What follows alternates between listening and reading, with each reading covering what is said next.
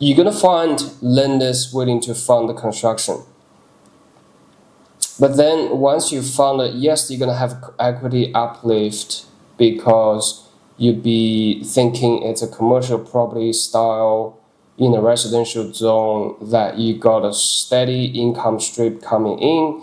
You apply to the cap rate, and that's going to be your new valuation, yeah? Because that's how the commercial property works.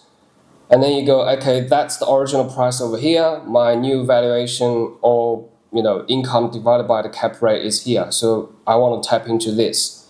The original lender who lends you that thing, they have no interest in doing that.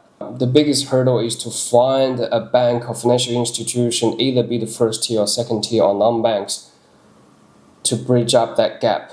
He's saying if you got something chunk money that you wanted to invest, Terry, go for it. But at the end of the day, you just need to be happy with the income it provides. It might not impact the serviceability, but what it's going to impact is you have that loan in your shoulder. If you do any other loan with any other banks, they're going to see that anyway. If I have $1.5 million cash, or even $750,000, $800,000 cash, I'd be doing one of those because I'd be happy to have that sink into it. I'll be borrowing a loan. I'm not going to be refinancing it. Even down the track, if the market have a natural growth, like your neighboring, 3-4 bedrooms property sold for $200,000, $300,000 more than what you bought the property for, it's very difficult to refinance as well. A bit of what I do, I started off in South Coast doing 1 to 2 lots subdivision and build, sometimes 1 to 3 lots as well. I actually did 2 of 1 to 2, keeping the house, sell it, and build another house in the backyard. And then I did 2 of the, it happens to be on corner blocks. I found the property off the market, negotiated directly with the landowners. 1 to 3 lots, kept the old house, did a bit of rental, and then a duplex, smaller size duplex on the side. So that's pre-2018. Since 2018 onwards, I kind of just, because New South Wales got a new strategy, compliant development code, similar to what Brisbane's got. And those sort of property was in the more affordable range. Now just stepping into a higher end market, premier end market where, bulldozing the house, putting a duplex on it or triplex. There are 2 other projects we have up in Newcastle Way, Central Coast, Newcastle, demo and 5 townhouse sites. So I touch a bit on the townhouse. Predominantly of the work is around duplex sites at the moment. Construction costs obviously gone up over the COVID timeframe, sometimes 30 to 50%. So we're actually heading back into those 1 to 2, 1 to 3 lot strategy, but in a premium end market. But it wouldn't work in the affordable range. So anything around $650 to $850 purchase price, there's still quite a bit of market sitting there where you can just purchase block land with a house on it, and you can either keep the house, put 3 to 4 townhouses in there. If you keep it 3, you're going to be in residential loan. You don't have to go over to commercials. Or if you want to lower down the strategy a little bit further, you can keep the house and just put a duplex in the backyard. So that sort of is still the bread and butter strategy we have. At the moment, we do about 3 premium duplex construction underway, 2 sets of 4-pack townhouse DA approved, just waiting for the market to come back up. There's a site just been demolished, waiting on the construction funding before we can start. It's a bit of mixture between joint ventures of business partners I've found over the years, and then others would be just buyer's agency. I help people to buy and manage them as well if they want me to manage it. Part of my service as a buyer's agent would be initially, you obviously give me a scope, what area you want to look at and what kind of dollar figure you want to spend. Then we go out, find a property for you. I'll do all the due diligence, making sure that it is going to be 1 to 3 lot, or is it going to be 1 to 2 lots. We'll have that discussion once we engaged formally on what you wanted to achieve.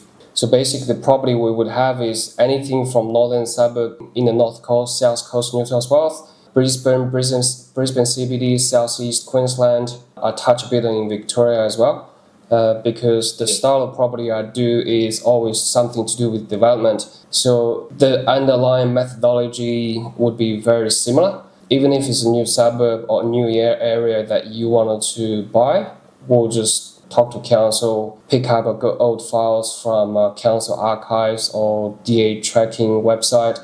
We can pretty easy just to get all the contact out of let's say we want to do a reverse visa of a boarding house, then pull everything out from council, have a phone call with all the engineers and town planners and architects and whatnot, market research with local agents. It wouldn't take us 2 weeks just to get us familiarized with the new market in a new area if that's something you want to head into.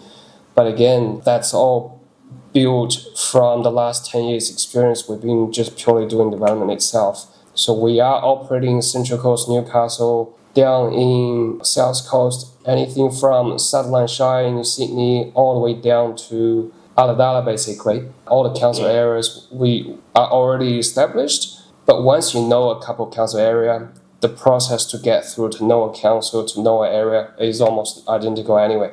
So that's my strength. And obviously if you wanted to do it in the area that we're operating in right now, it'd be very straightforward. If you were to get into development, the highest risk would happen in your construction. So builder run away, builder go bankrupt, you simply just get a builder that wouldn't perform or wouldn't deliver. We have a handful of builders that we have used over the years and in various regions that they will always do what they're supposed to do. They might not be the cheapest, they might not be the fastest, but at the end of the day, within a reasonable time frame we set in the construction contract, they will be able to finish for the level of finish we're asking for. Say if we're looking at 4 to 5 townhouses, or if we're looking at high-end duplex, because the build is going to be very complex, you're going to have an articulation to the facade, blah, blah, blah. Things will drag on for 12 months max, including Christmas holidays. Or we got to do the demo up front so they can come in with a clean slate to get started. If it's really smaller duplex, like 120, 140 square meter, it might just be a maximum 9 months. But bear in mind, the quicker it goes, it will save money on your peak debt, but that's all it is. You can pre-sell the property while it's under construction anyway. And plus, I do a lot of paperwork along the construction, so by the time you finish construction, we might wait for another month, and then we're going to get our occupation certificate. Occupation certificate is almost at a time we on practical completion, we pay the builder final bills. The subdivision certificate will be lodged with land title office and be approved so we can settle if necessary in about 6 weeks max after the OC has been issued. So there's a lot of work I do during that construction time frame just to streamline the process to getting the certificate. If you are going with a smaller site, it will just be a 9 month.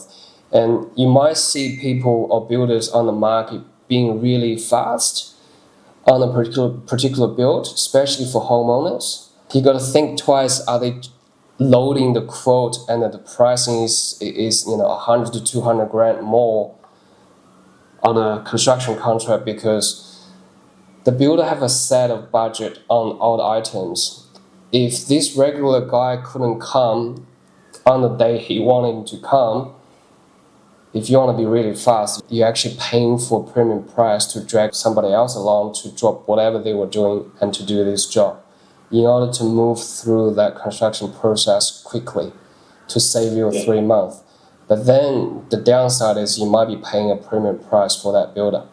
And so the question becomes, is that premium price going to be justifiable to the time you saved / the peak debt you saved, right? So there's always going to be a balancing act. Down the track, if you need a builder, if you need me to do a project management on the site, it's all doable. We got experience on getting into a new area anyway, so it's just a matter of spending a week and a half, do all the research. But Newcastle, Central Coast, and the South Coast, Brisbane, we're starting to get some market research done in next week and a half in Brisbane as well. So reverse visual market research, finding out who's done what in what area, what builder they're using, who's the architect, is our strength.